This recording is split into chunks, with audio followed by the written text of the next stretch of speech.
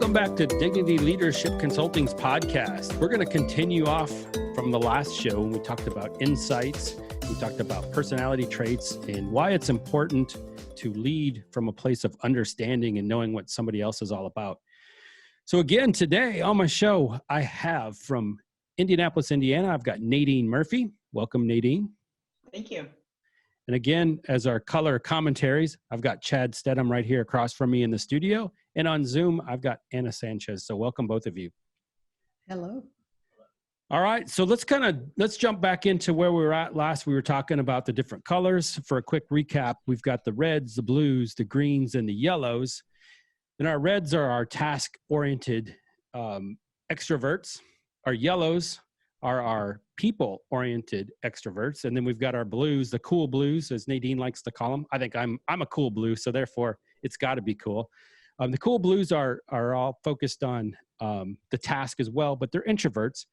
And then the greens are focused on people, but they're introverts. And if I recall from some of my readings, I believe greens make up 75% of the world's population. So if you got a chance, I'm going to do a shameless plug.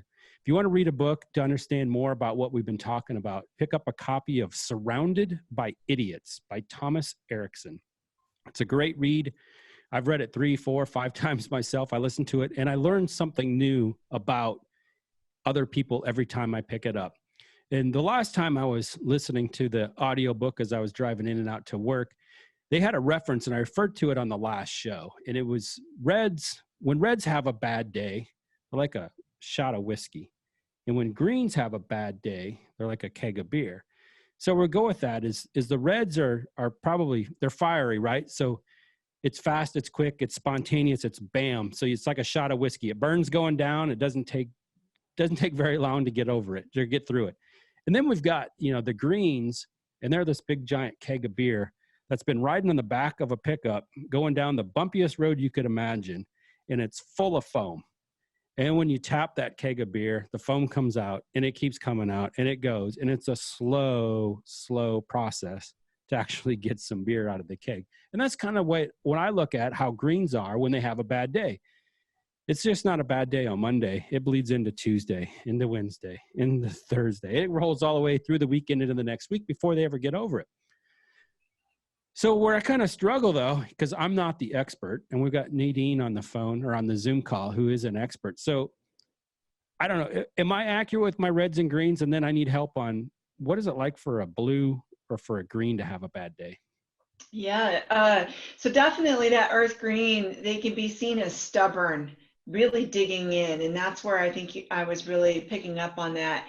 You can kind of roll over from day to day. They're really maybe bland even, docile, stubborn. But that cool blue energy, if on a bad day, they could be seen as indecisive, maybe a little bit cold or reserved, disinterested in what's going on, suspicious even on a bad day.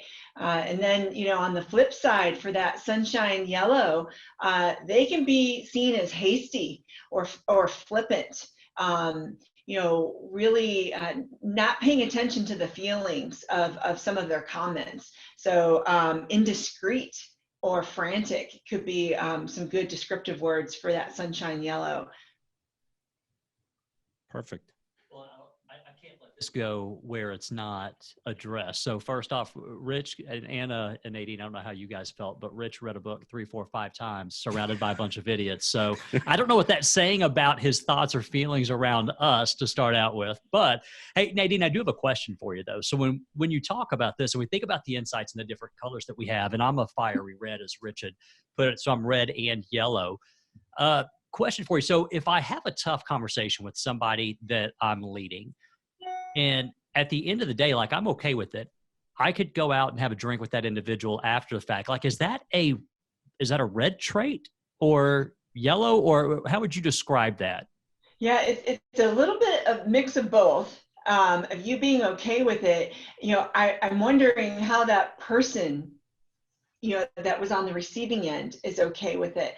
And the key here that I don't want people to forget about is understanding your color preferences is not an excuse for bad behavior.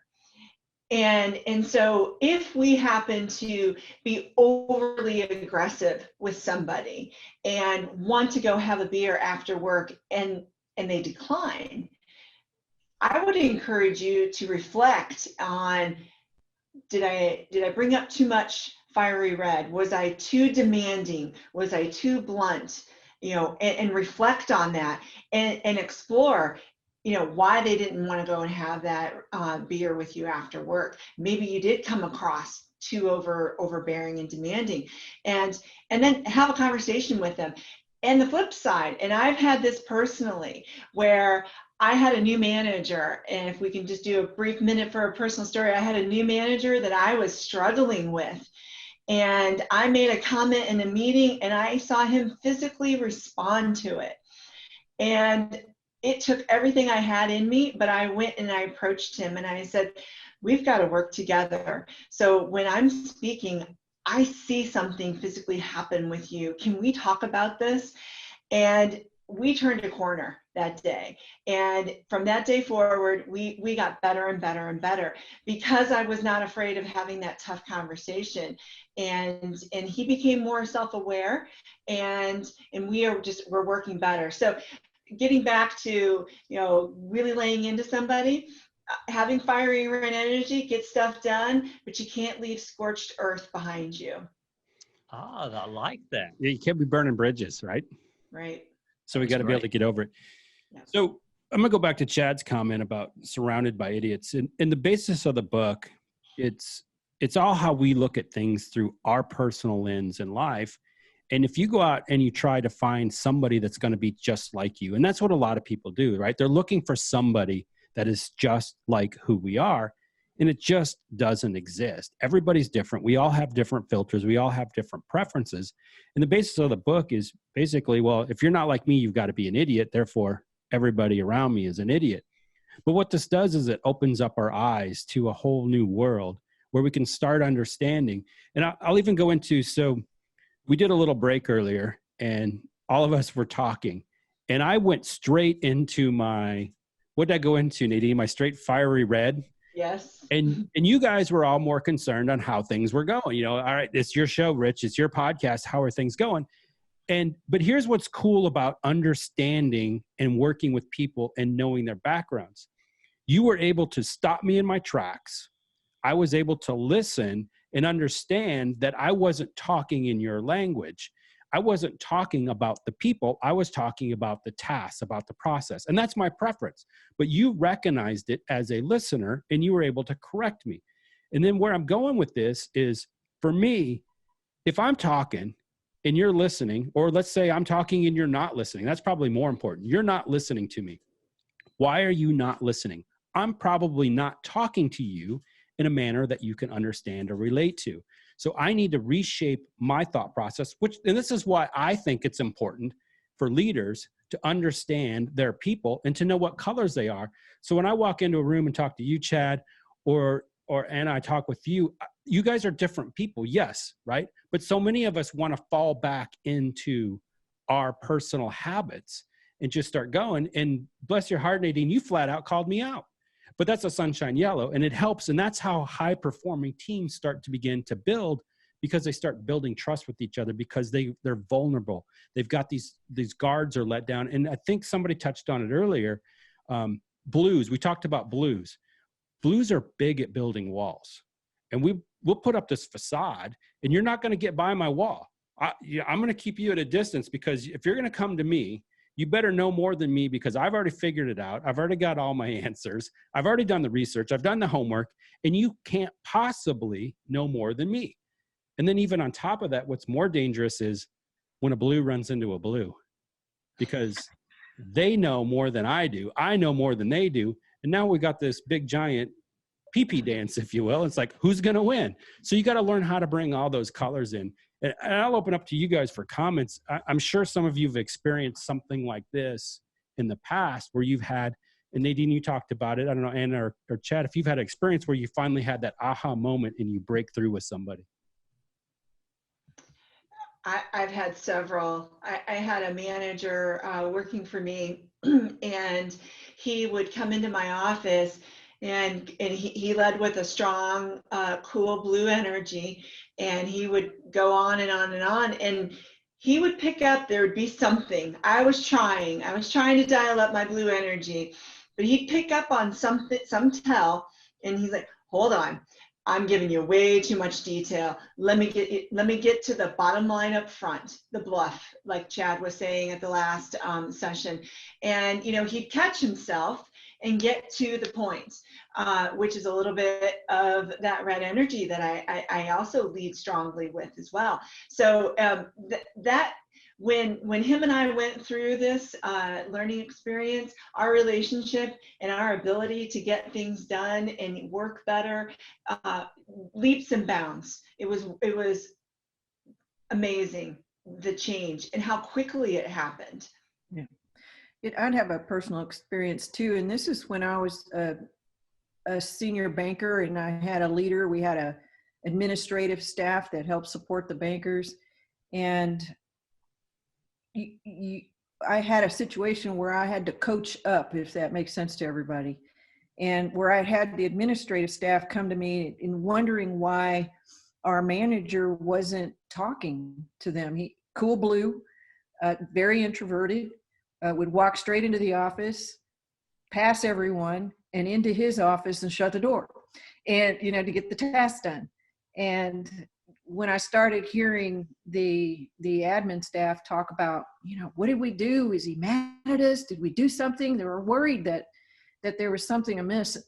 So I had to go to that manager and just say, fortunately, he and I had already have developed a relationship of mutual trust and respect. And I said, could you please just say good morning to everyone when you walk in the office? Can you just do that one thing? Because I know it's going to make a world of difference. Really? I didn't know that. It matters to them? Yes, it does. And he just didn't know and didn't think it was important and didn't realize that the way, his demeanor, the way he behaves matters. And just that simple thing. And it, like you said, it turned the corner. It was beautiful after that. And I think that even helped our own relationship grow in ways where then he came to me, what do you think if I do X? And what do you think if I do Y? So all of a sudden I became part of his sounding board. And that really worked. But just those simple things just matter. And communication is imperative in building strong, solid, high-performing teams. Just being able to have that trust, mutual trust, to have those conversations and help everyone be better. Yeah. And he turned to you for help, and maybe in an area of that earth green energy that people, where he might be a little bit, it's in there, the fact that he started asking you for advice, is a great signal that he recognized that area was maybe a little bit weaker than some of his data-driven or maybe even task-driven areas. That's exciting. I love hearing those kind of stories. Yeah. He's a great leader. He is.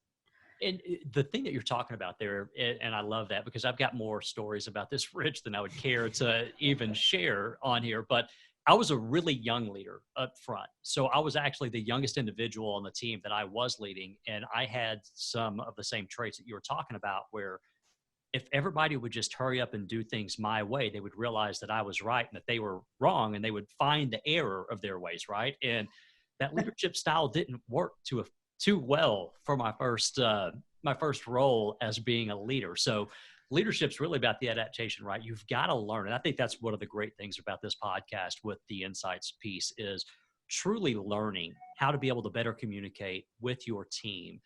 You're the individual as the leader that's going to have to be able to adapt to those styles. So I love this aspect, and I love this podcast around insights. So the piece that I'm picking, you're hitting my why statement, right? Learn, grow, lead, create a world of dignity. So we all have to learn, and everybody sees the meme going around. I've created my own, I've reused it, I've stolen it. So now I own it, I guess, because I used it 3 times and it comes yours. It's leaders never stop learning. And we're always learning about ourselves. And if you're not learning about yourself, how are you going to be able to help other people, and how are you going to help them grow? And you guys have all been touching on one of my favorite words of all time, and it's trust. And how do we build up trust? Well, number one, you got to show up and be be authentic. You got to be genuine. You got to be who you are. So if you're yellow, be a yellow. If you're blue, be a blue. But you also have to understand that that can be abrasive. And Anna, you went in and you started talking about this, and I think you and I have been reincarnated, and here we are from a different life, because I was that person that you were just talking about. I used to walk in and I started asking for feedback. I read a book. So I read a bunch of books. I read too many books. And just because you read a book doesn't make you a leader, right? You actually got to read it, understand it, write about it, practice it, kind of like a doctor, right? You're not a doctor just because you go to school. You got to practice it. So one of the books I read was Thanks for the Feedback. And in that book, they talk about taking the information that hurts, that's hard to hear. And I started doing that, and I started asking my people for information, but I'm a blue, so I had the wall built up. So I had to break the walls down. But once I got those walls down, people started giving me feedback. And lo and behold, somebody said, when you come into work, why do you go straight to your desk and check your email and see what's got to be done for the day? I'm like, I don't know, just what I do. I'm a blue. So I started learning about my tasks. So I was that person. I'm walking in, I'm not saying good morning, I don't do anything. And now I've trained myself. I walk in, I've moved things. I moved the coffee out of my office, so it forces me to go turn it on in the lobby to talk to people. So I have to say hi. I have to say good morning. And guess what? They got hot coffee when they show up at work. There's my green energy. I'm taking care of somebody else. But anyway, so I've trained myself. I've set up my environment to be different so I can do different things. And I've started coming out and I started realizing, and now I show up at work. It might be 9:30, 10 o'clock before I even start my laptop. I got people, I got bosses that are texting me. I got clients that are texting me. You know what? I'm sorry, but if I don't have my employees here and I'm not taking care of them and putting them first, none of this is going to get done. So I walk around, I check on everybody, but it's one of those things that I have to do. I have to force myself out of my comfort zone and go and do something. And that's another one of my little statements too, is we have to exit the comfort zone. And I think we talked about it a minute ago. So building trust with your team. So number one, being vulnerable, understanding who you are. And then, we got to move on down the line, and to build trust, you got to give trust, but you've got to speak their language. You've got to understand where these people are coming from. Rich, I have a question for you. Yes. Did you see noticeable improvement on productivity when you made those subtle changes? Holy cow. I think I texted you this question, and I didn't for our listeners, but I did. But honestly, you see production goes way up, and so I'm a blue, so I do research, right? I've got to have everything backed by facts. Production goes up 56% when you make your employees feel like they belong in the organization. And one of the biggest things that corporations or leaders or teams are doing right now, especially if you're a publicly traded company and everything's all about the stock and how much money you're making and how much revenue you're generating, what's your margins? Everybody's looking at the numbers, which I hate. I'm sorry, I hate it. I've taught myself not to do that anymore. You got to look at the people. But everybody's like, how do we get up production? Okay, it's pretty simple for me. Go take care of your people.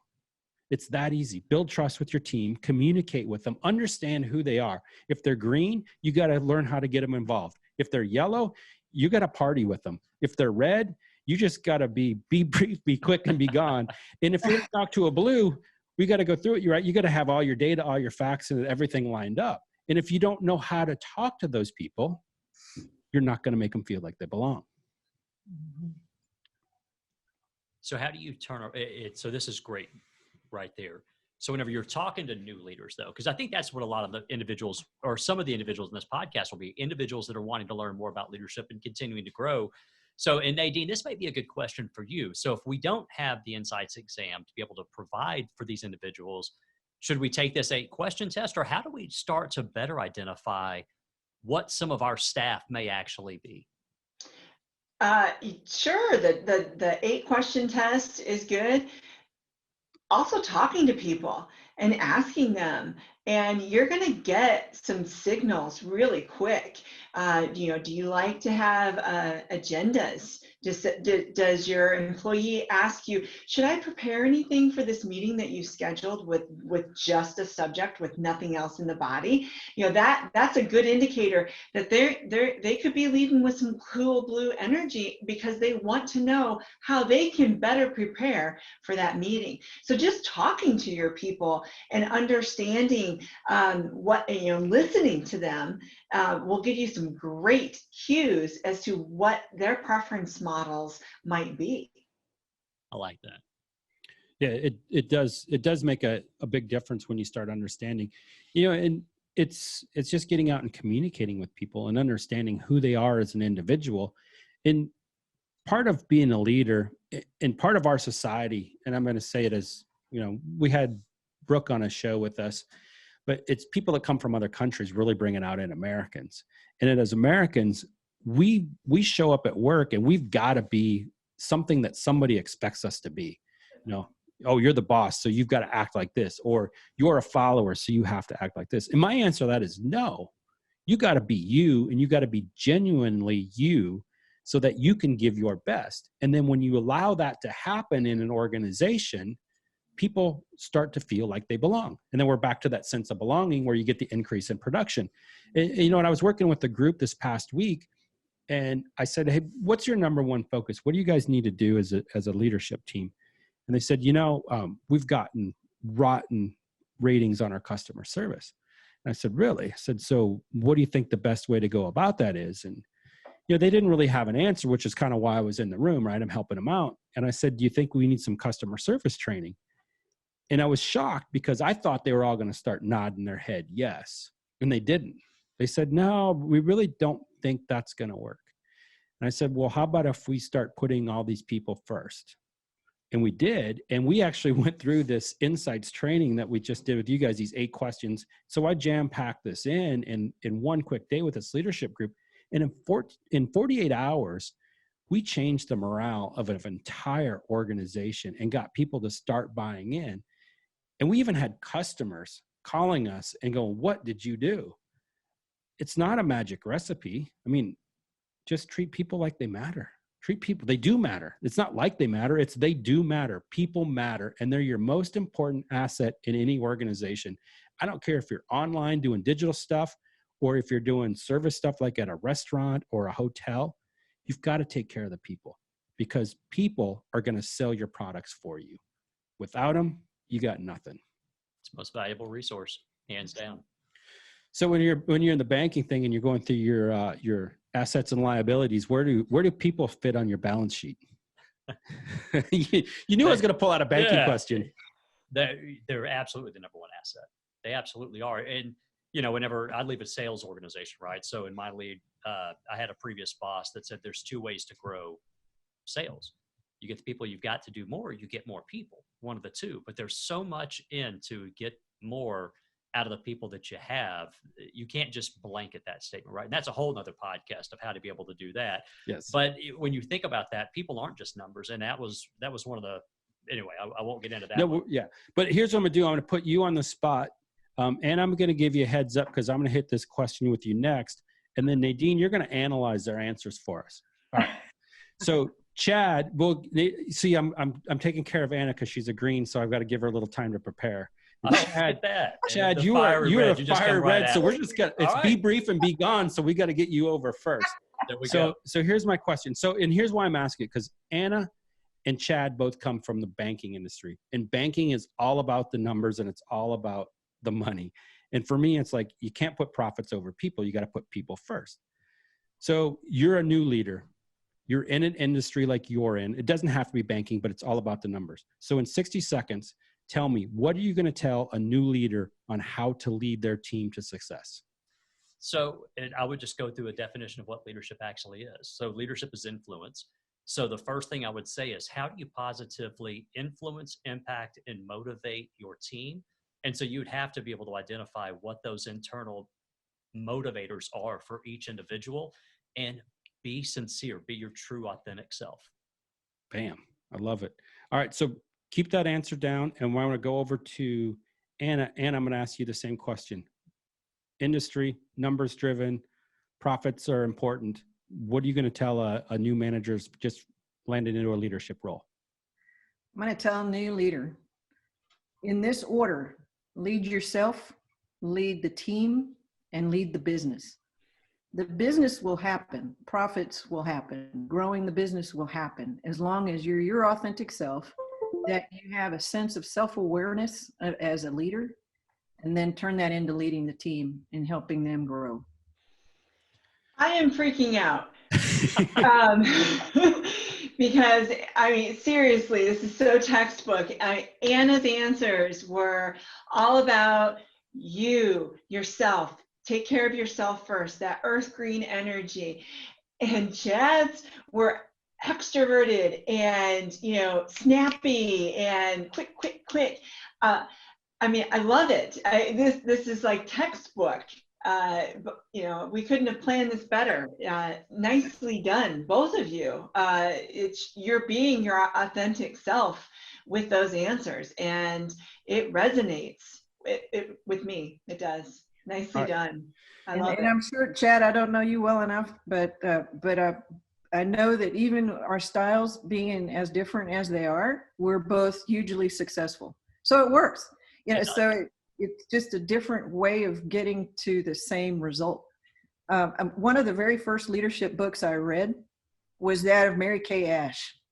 And she actually says in her book that the profit and loss statement, if you know a little bit about her company, Mary Kay Inc., it was a private company.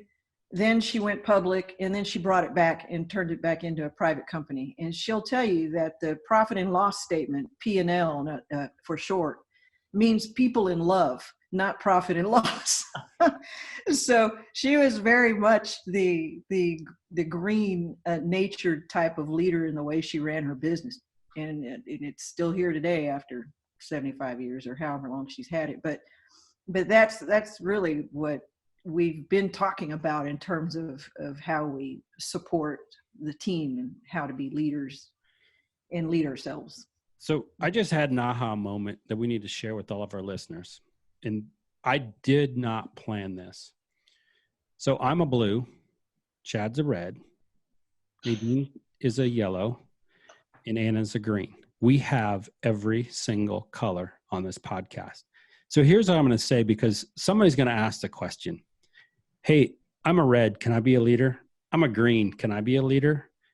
It doesn't matter what color you are in the personality traits or what personality you have. It's about who you are and how you love the people. Go back to the people and love statement. I'm stealing that one, by the way. That was a big one mine. So I'll give you credit right now. That was credit of Anna Sanchez. Next time it's going to be credit of Rich Levine. Okay. But that was brilliant, because it's about the people and the love. And if you just show people you care, you start getting them to do more things for you. And, one of my favorite books of all time is Extreme Ownership. And sometimes I say it's what you preach, what you tolerate. And there's a lot of different things in there, but you also have to, if you want something, and then Zig Ziglar taught me this one, you have to give in order to get what you want. So you got to go find out. And I was working with a team this week on production. Their production is way behind. And I said, hey, as a leader, you need to go out there and ask them, what do you need to get the job done? Make them feel important. When they tell you what they need, go try to solve as many of those problems as you can. And in return, you're going to get what you want. You're going to get production. Now, that's not how we'd normally think of things, right? You'd say, okay, well, I just got to go out and, put the vice on them and get them to crank out some more. But what it really comes down to is how you treat those people. So we're coming up to the end of the 30-minute period. It's been another great show. I appreciate everybody's time coming on today. I'm Rich Levine, the founder of Dignity Leadership Consulting. So leader's just in my vocabulary. It's just what I say. You can find me on LinkedIn at linkedin.com/rich.levine, and Levine is spelled Levene. I'm also on Instagram and Facebook under Dignity Leadership Consulting.